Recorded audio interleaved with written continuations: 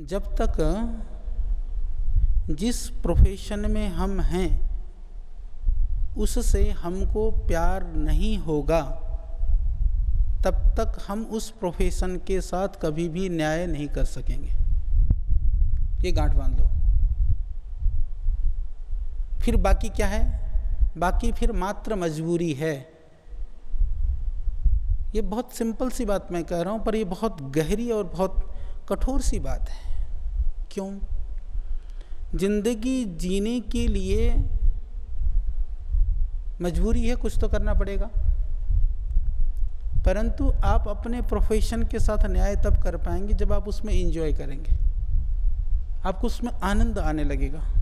आपको लगेगा कि भगवान ने मुझे विशेष काम के लिए भेजा है, उसके द्वारा नियुक्त मेरे लिए ये काम है।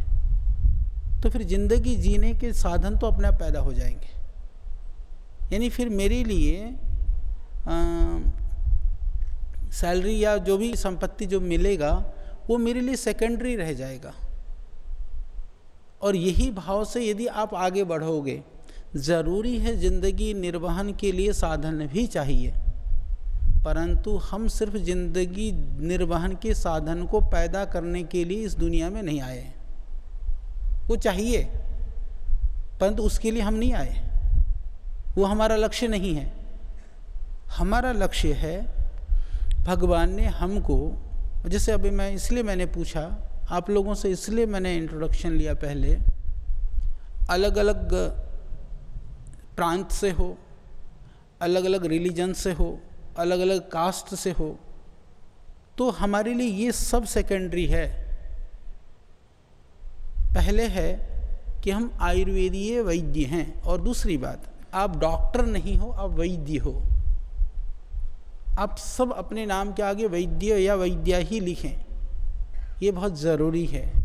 यदि हम अपनी विधा को प्रोत्साहित नहीं करेंगे, यदि हम अपनी विधा को मान नहीं देंगे, या हमको अपनी विधा के प्रति हीन भावना होगी कि मैंने वैद्य कह दे, दूसरे वाला सोचेगा तो ऐसा ही है, ये डॉक्टर नहीं है, तो ये तुम्हारी हीनता होगी। तो हम अपनी हीनता से बाहर कैसे निकलेंगे? जब हम अपनी विधा के प्रति गर्व करना सीखेंगे कि जो मैं जानता हूँ, जो मैंने पढ़ा है, जो मैंने किया है, या जो मैं कर सकता हूँ, वह मेरी एक अलग पहचान है। तो तुम्हारे नाम से ही तुम्हारा पहचान, इतना हमारा अंदर का कॉन्फिडेंस होना चाहिए। एक तो ये परंपरा आप डाल लो, और आपको सहज होना पड़ेगा। आज से 10 साल पहले तो मेरे को याद है, मैंने यही संकल्प शुरू करवाया था कि वैद्य लिखना शुरू करो। लोगों को बड़ा अटपटा लगता था, क्योंकि उस समय पर आयुर्वेद वालों की जो आज थोड़ी सी जो एक वैल्यू बढ़ी है ना, तब कतई भी नहीं थी। ये पुराने स्नातक कई सारे बैठे हैं, 1-2 बहनें भी हैं। अब एक लोगों में दृष्टि में भी यदि आप वैद्य कहते हैं, तो लोगों की निगाह से आपके प्रति एक कहीं ना कहीं अपनापन आपके लिए दिखेगा। पहले ये भाव नहीं था। पहले दिखता था कि ये कहीं वो पुड़िया सुड़िया मिलाने वाला है, या एलोपैथिक पीस करके पुड़िया बांध करके देने वाला है। इस टाइप की थिंकिंग थी पूरे देश के अंदर। यानी आपकी प्रामाणिकता के लिए आप कितने भी योग्य थे, शंका भरी निगाहें आपके ऊपर थी। और आज आप अयोग्य भी हैं, तो लोगों की भावना और करुणा और विश्वास भरी निगाहें आपकी तरफ हैं। तो इसीलिए अपने विश्वास को, ये 2-3 बातों को आप अपने जीवन में गांठ बांध लीजिए। और यदि आपने ऐसा मान लिया कि भगवान ने हमको इसलिए जोड़ा है इस विधा से, क्योंकि हमको कुछ विशेष करना है, यह विधा हमारे पूर्वजों की है, यह विधा हमारे ऋषियों की है, यह विधा हमारे महापुरुषों की है। तो उन पूर्वजों के ऋण से उऋण होने के लिए इससे बेहतरीन और क्या मौका हो सकता है? पूर्वजों में से न जाने कितनी सैकड़ों पीढ़ियों से, हजारों पीढ़ियों से ये आयुर्वेद की विधा आ रही है। कितने लोगों ने अनुसंधान किया होगा, कितने लोगों ने काम किया होगा, कितने लोगों ने जीवन को अर्पित किया होगा, जो आज इस रूप में हमको आयुर्वेद मिला हुआ है। तो हमारा काम है उसका संरक्षण करना, उसका संवर्धन करना, उसके साथ न्याय करना। तो न्याय कैसे होगा? न्याय तब होगा जब हमको अपने प्रोफेशन से प्यार होगा। और आयुर्वेद मात्र चिकित्सा विधा नहीं है कि हम सोचे कि ठीक है डॉक्टरी करना, दवाई दे देना। आप लोगों ने जब आयुर्वेद को आप पढ़ते हो, वहाँ पर यह संपूर्ण एक तरह से जीवन विज्ञान है। ये पूरा हमको अपना जीवन को कैसे हमको जीना है, पूरा मन आत्मा से लेकर के परमात्मा तक की बातें, पूरी दार्शनिकता से लेकर के वैज्ञानिकता तक की बातें, आहार से लेकर के दिनचर्या से लेकर के ऋतुचर्या से लेकर के जीवनचर्या तक की बातें, ये मात्र चिकित्सा पद्धति की बातें नहीं हैं, ये संपूर्ण जीवन पद्धति की बातें हैं। आप ये समझिए। तो जब जीवन पद्धति का यह एक अंग है तो हमारा जीवन भी तो ऐसा होना चाहिए। ये दूसरों के लिए तो बाद में है आयुर्वेद। यदि तुमने आयुर्वेद को पढ़ा है तो वो आयुर्वेद तुम्हारे लिए हो पहले। तो उसके लिए हमको क्या करना है? हमारी दिनचर्या व्यवस्थित हो, हमारा आहार ठीक हो, हमारा व्यवहार ठीक हो, हमारा आचरण ठीक हो, हम नियमों का, मर्यादाओं का पालन करें। ये जरूरी है। इससे क्या होगा भाई? दवाई से तो दूसरे की बीमारी जब ठीक होगी, इतना पालन कर लोगे तो जिस परिवार से आप हो या जिन घरों में आप बहनें जाने वाली हैं, शादी होकर के या जा चुकी हैं, या भाई लोग जो हाँ जिनसे ब्याह कर के घर बसाने वाले हो, बसा चुके हो, वो सुखद और शांतिपूर्ण रहेगा। तो यदि तुम्हारी जिंदगी में शकून यदि व्यवहार की वजह से नहीं है तो आप कितने भी ज्ञानवान हो, कितने भी तुमने जड़ी बूटी और रस रसायन सीख लिया हो, तुम्हारा वह संपूर्ण नहीं माना जाएगा। तो आयुर्वेद को आप व्यवहार में उतारिए।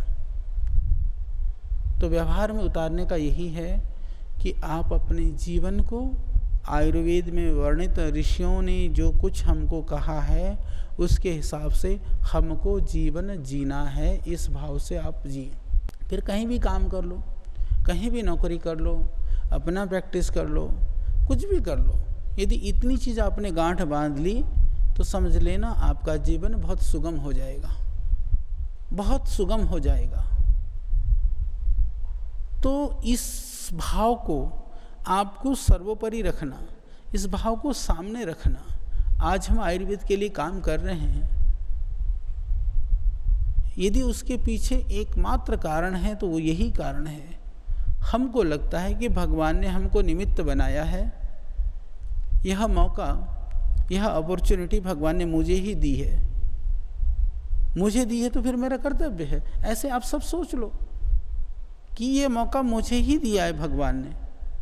ये भाव आते ही आपका जो मनोबल है, आपका जो आत्मबल है, आपकी जो अंतर्बल है, वो इतने आप बलशाली हो जाएंगे ना, सारे काम अपने आप ठीक होने लग जाएंगे। क्योंकि दुनिया में साधन होंगे, मैं काम करूंगा, इससे कमजोर कोई विचार नहीं हो सकता। मैं काम प्रवृत्त हो जाऊंगा तो साधन भी जुट जाएंगे, आ जाएंगे सामने। यदि आपके अंदर क्षमता है, आपके अंतर की ज्योति जल रही है, तो वह बहुत दिन तक कोई छिपा करके नहीं रख सकता उसको। वो दुनिया को दिखाई देगी, आज नहीं तो कल देखेगी दुनिया तुम्हारी प्रतिभा को, तुम्हारी क्षमता को, कभी भी। और यदि वो कृत्रिमता है तो कितना भी आप आवरण ओढ़ लो, वो ज़्यादा दिन नहीं चलेगा। आवरणों से चीज़ें नहीं फैला करती हैं, नहीं चला करती हैं। वो वास्तविकता और यथार्थ से चीज़ें बढ़ती हैं। तो हमारे संबंध, हमारे व्यवहार, वह भी आवरण से नहीं चला करता है। तो एक तो मेरे को इसीलिए मैं ये चाहता हूँ कि आपका हर कार्य वहाँ पर एक कुछ अलग विशेषता दिखाई देनी चाहिए। तो आप उसको अपने जीवन में करिए। मेरी शुभकामनाएं हैं, आप लोग ये संकल्प लेकर के जाओ। जैसे यहाँ पर आपको योग सिखाया होगा, योग सीखो, लोगों को सिखाओ। बहुत सारे वैद्य हैं जो योग कराते भी हैं। योग क्लास में जाएंगे तो तुम्हारा भी योग हो जाएगा, लोगों से संपर्क हो जाएगा, उनमें से बीमार होंगे तो तुमको दिन में रोगी भी बहुत मिल जाएंगे।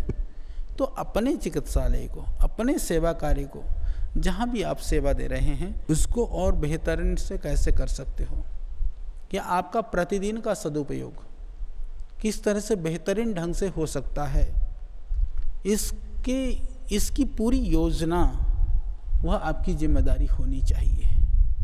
और प्रतिदिन स्वाध्याय भी करो, क्योंकि स्वाध्याय के बिना कोई भी, जैसे आप लोग जैसे कुछ पीजी किए हुए हैं, मैं देखता हूँ कॉलेज में पढ़ाने जाने वाले, जब पढ़ाना जाना होता है तो चला थोड़ा बहुत पन्ने पलटते हैं, वही डेली जो पढ़ाते हैं सब्जेक्ट उसको भी पढ़ाने के लिए उनको लगता है कि नहीं, पढ़ाने से पहले एक बार थोड़ा देख लेनी चाहिए।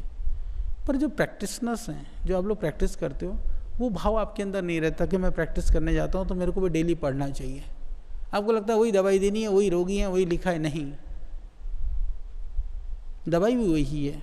हो सकता है कि आप पेशेंट का डायग्नोज भी वही दवाई लिख दीजिए, पर जो आपकी अंतर की प्रसन्नता है ना, प्रसन्नता शब्द तो वही है, मैं बोलूँगा और आप बोलोगे उसमें फ़र्क होगा, और आप में भी अलग अलग बोलने में अलग अलग फ़र्क होगा।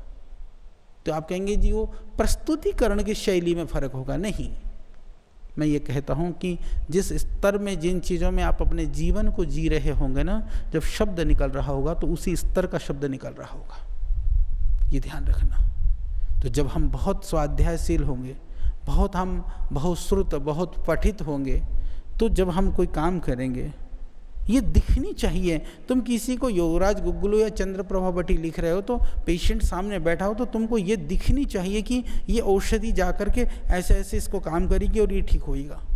इस लेवल का कॉन्फिडेंस होना चाहिए कि ये सोच करके लिख दो, ठीक है ये बोल रखा है, ये पढ़ रखा है, इसलिए चलो लिख देते हैं। नहीं, उस स्तर तक, उस गहराई तक आपको उतरना है। तो ये भाव तब पैदा होगा जब आप अपने जीवन के अंदर उस वैदिकीय परंपरा के लिए आप अपने आप को सर्वतमना नियोजित करेंगे। अब कुछ भी होने से पहले, कुछ से तात्पर्य उससे पहले आप वैद्य हैं। कुछ भी का मैं शुरू कर देता हूँ, कहाँ से? तुम स्त्री या पुरुष होने से पहले भी, तुम किसी के बेटी बेटा या पति पत्नी या जो भी मित्र बांधव होने से पहले, किसी भी प्रांत मजहब, किसी भी जाति, किसी भी धर्म के होने से पहले, किसी भी क्षेत्र, किसी भी एरिया, किसी भी कुछ भी हो, उससे पहले आप वैद्य हैं, ये भाव सर्वोपरि होनी चाहिए।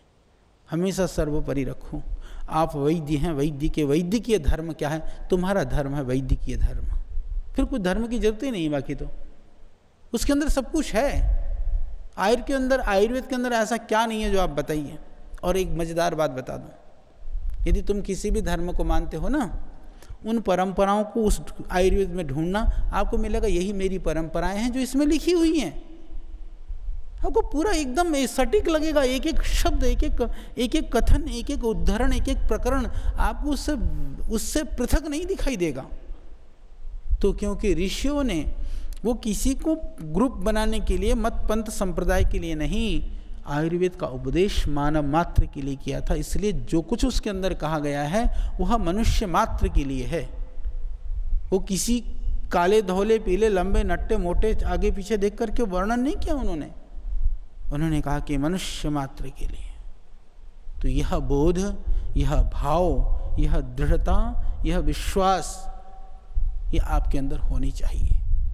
तो इस विश्वास को, इस दृढ़ता को बनाओ, इस विश्वास को जगाओ, पहली आवश्यकता है। और सोचो कि आयुर्वेद के लिए ही जीना है। तो जब तुमको आयुर्वेद आएगा नहीं तो जियोगे कैसे? तो अपने आप चीज़ों को सीखने लगोगे, तुम अपने आप चीज़ों को जानने की और रुचि बनेगी। तो मेरा निवेदन यह है कि आप बहुत दृढ़ता के साथ में उसको जानने के लिए लगी है। आयुर्वेद बहुत थोड़ा सा है, मैंने जहाँ तक आयुर्वेद को समझा है, बहुत ज़्यादा नहीं है। देखो, एलोपैथिक और आयुर्वेद में फ़र्क क्या है? शास्त्र कथन है ना, यथा पिंडे तथा ब्रह्मांडे। ऋषियों ने जो रोगों की व्यापकता, जटिलता, विविधता और जो बहुत ही भयावहता को बहुत सार रूप में और प्रामाणिकता से बांधने का प्रयास किया। इसीलिए वात, पित्त और कफ आदि दोषों के माध्यम से, रस, रक्त, मांस, मज्जा आदि के माध्यम से सारी चीज़ों का सार उन्होंने एक जगह पर ला दिया। मॉडर्न वालों में क्या हुआ? वायरल डिजीज, बैक्टीरियल डिजीज और उनकी विविधताएं, उनकी जटिलताएं, उनकी शाखाएं प्रशाखाएं, वहाँ बहुत जटिलता से चीज़ें फैलने लगी। यदि आप इसको मोटे तौर पर देखो, आयुर्वेद पिंड से ब्रह्मांड की बात करता है और मॉडर्न सिस्टम ब्रह्मांड से पिंड में घुसने का प्रयास करता है। इसीलिए वहाँ पर कई बार लगता है कि कोई अद्भुत चीज़ मिल गई, फिर कुछ समय के बाद वह परिवर्तित हो जाता है।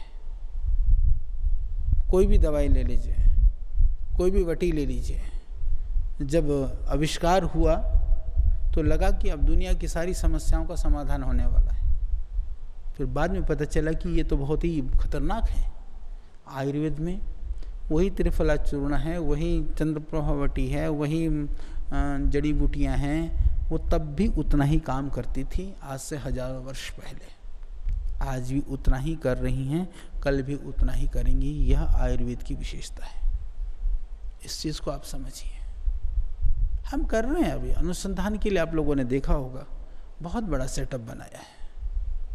हाँ, ये मैं इस बात के लिए मेरे को जरा पीड़ा होती है। इस बार मुझे लग रहा है आप लोग जो इस बार की जो हमारी बैच है थोड़े अच्छे हैं, उसमें से आप लोगों में से लगे कि मुझे आचार्य रिसर्च के कार्य से जोड़ना है, अनुसंधान के कार्य से जोड़ना है, या मेरे को एक आध तो अभी मेरे को अपने सहयोगी भी चाहिए हैं। यदि आप लोगों को लगता है, मुझे परेशानी नहीं है, कोई भी हो सकता है, बहनों में से हो, भाइयों में से हो, तो वह भी कार्य के लिए, क्योंकि मैं अभी आयुर्वेद की इतनी सारी मेरे रिपोर्टिंग पॉइंट्स बन गए हैं कि है मेरे पास 4-5 लोग हैं, तो आयुर्वेद पृष्ठभूमि से होगा तो जो वैद्यकीय और कार्यों में भी मैं हेल्प ले सकता हूँ। यदि आपकी रुचि हो, आप चाहते हो तो अपना लिखा भी सकते हो, देख लेंगे। जो पीजी वाले हैं, आप लोगों को रुचि की, जैसा मान लो चिकित्सा के साथ में कॉलेज वगैरह के लिए इधर कर सकते हो, तो भी लिखवा देना। तो हम प्रयास करेंगे आपकी योग्यता और आपकी क्षमता के हिसाब से आप लोगों से कार्य लिया जाए। और मैं ये बात कहना चाहता हूँ कि यदि कार्य न भी करो पतंजलि में, कहीं भी कुछ भी करो, आयुर्वेद के भक्त बन करके रहना। आयुर्वेद का उद्धार कौन करेगा? अच्छा ये बताओ, हम लग रहे हैं, हम क्यों लग रहे हैं आयुर्वेद के लिए? आपको क्या लगता है? योग और आयुर्वेद से हमने एक दूसरे का परस्पर भाव से इसको बढ़ाने का प्रयास किया है। तो हमको लगता है कि यदि हम नहीं करेंगे तो कौन करेगा? ठीक है, सरकार अनुकूल है आयुर्वेद के प्रति, भारतीय हमारी परंपराओं के प्रति, परंतु काम तो कोई व्यक्ति करेगा ना। वह सोच, वह दृष्टि, वह वातावरण, वो जटिल कार्य है। बहुत सारे वैद्य लोग हैं, कुछ साइंटिस्ट हैं, काम कर रहे हैं, परंतु उनका एक सीमित दायरा है। उसका प्रभाव या उसका असर बहुत बड़ा नहीं हो पाता है। कर रहे हैं अपने अपने ढंग में, ऐसा नहीं कि दुनिया में लोग नहीं कर रहे हैं, परंतु उसका जो एक व्यापक पूरा दिखनी चाहिए दूर तक, वो नहीं हो पाया था। तो भगवान ने हमको निमित्त बनाया, हम लोग लगे, आज आयुर्वेद यहाँ पहुँचा। तो ये सही समय है कि अब लोग आते हैं ना। पहले लोग वो चर्चाएं कम करते थे, मुझे याद है। अब आते हैं तो लोग कहते हैं मेरे पिताजी भी वैद्य थे, मेरे दादाजी भी थे, मेरे वो थे, मेरे रिश्तेदार थे, मेरे नाना जी थे। अब लोग ये चर्चा करते हैं। उनको लगता है कि तुम्हारे कहीं ना कहीं कुल वंश खानदान में आयुर्वेद से जुड़ी हुई परंपरा थी, उनको गर्व होता है। तो कम से कम तुमको देख करके अगली पीढ़ी भी गर्व करे तुम्हारी दुनिया से जाने के बाद में भी, इसलिए आयुर्वेद के लिए कुछ कर डालो। बाकी थे तो कोई ये नहीं कहेगा शायद कि मेरे बापू इंजीनियर था और वहाँ से रिटायर्ड होकर के आया, उधर काम कर रहा था, शायद ये कभी चर्चा का विषय नहीं बनेगा, कोई पूछेगा भी नहीं, कोई बताएगा भी नहीं ज़्यादा। परंतु ये मेरे पिता, मेरी माँ, मेरी बहन, मेरे परिवार के लोग ऐसे थे, ये चर्चा शायद आने वाले समय पर और भी होगी।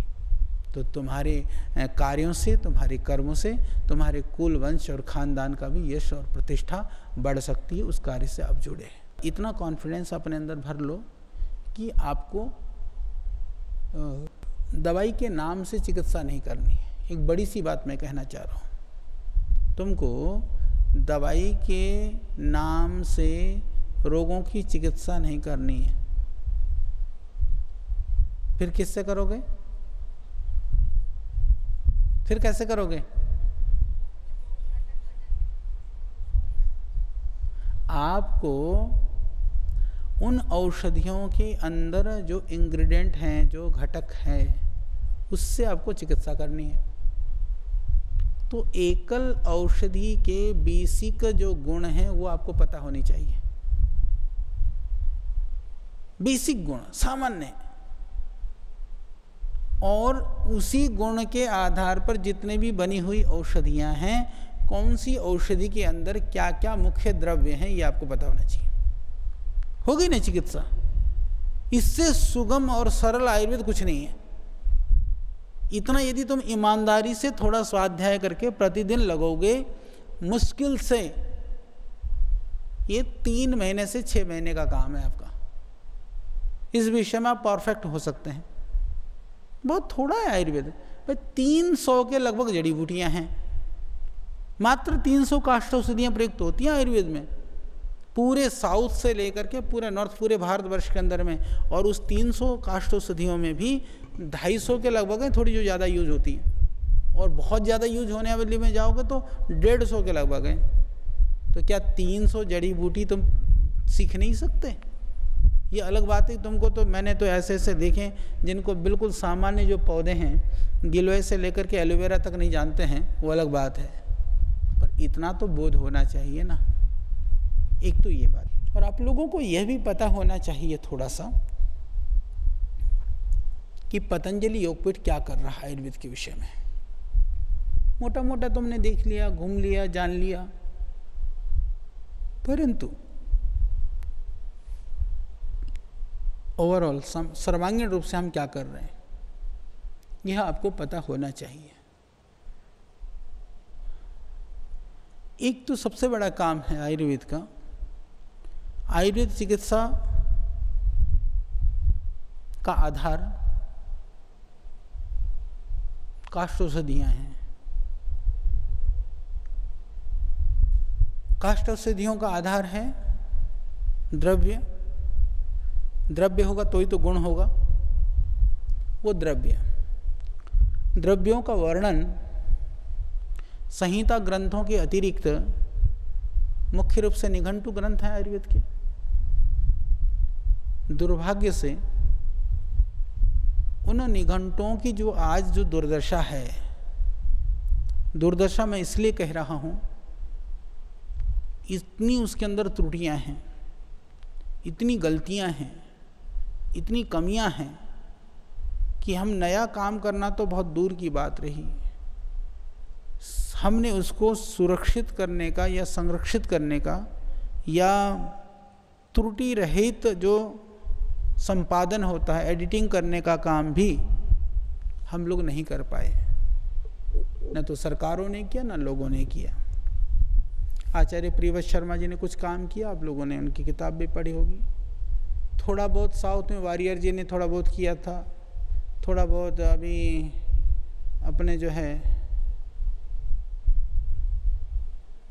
इधर उनियाल जी थोड़ा बहुत लगे रहते हैं छोटे मोटे काम के हिसाब से, और डॉक्टर कामत जी मुंबई में थोड़ा बहुत कर रहे हैं। बनारस में बहुत बुजुर्ग हो गए, चुनेकर जी, उन्होंने थोड़ा बहुत किया था। तो और भी 2-4 लोग होंगे जिनको मैं जानता हूं, जिनके विषय में मेरे को पता है।